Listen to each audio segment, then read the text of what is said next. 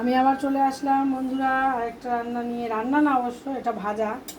আলু বরবটি ভাজবো। প্রথমে তেল দিলাম, কড়াইয়ে তেল গরম হয়ে গেছে, শুকনো লঙ্কা দিলাম, শুকনো লঙ্কাটা ভাজা ভাজা হবে। চিনি চালালাম।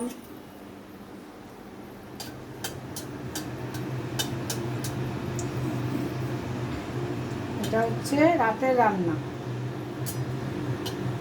আলু বরবটি ভাজা, তার সাথে রুটি, তার সাথে টক দই।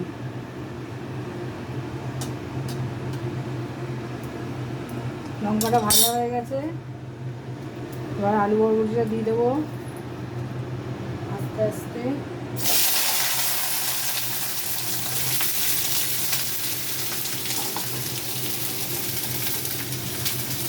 নুন দেবো,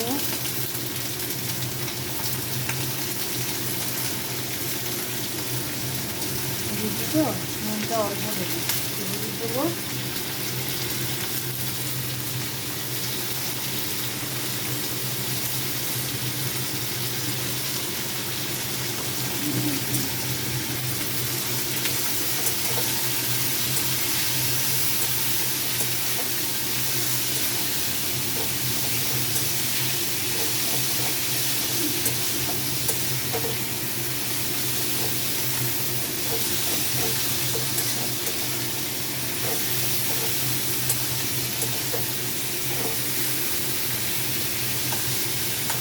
গ্যাসটা একটু কমিয়ে দেবো, ভাজাটা আস্তে আস্তে হোক।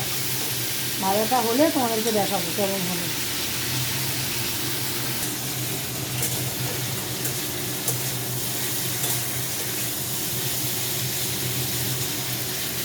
দেখো অনেকক্ষণ পর আবার উল্টে দিলাম। এখনও টাইম লাগবে, যেহেতু ভাজা তো একটু টাইম লাগবে, ভাজা অত তাড়াতাড়ি হয় না। আবার একটু উল্টে দিলাম, আবার একটু হোক।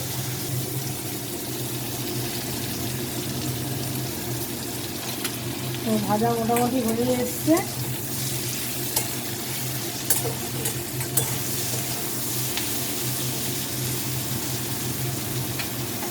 আর একটু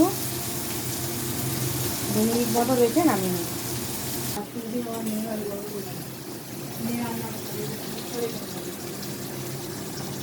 না না,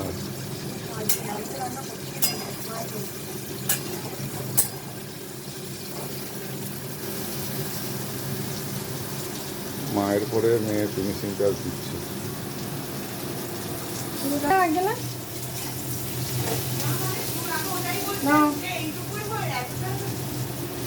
আলু বরবটি ভাজা কমপ্লিট।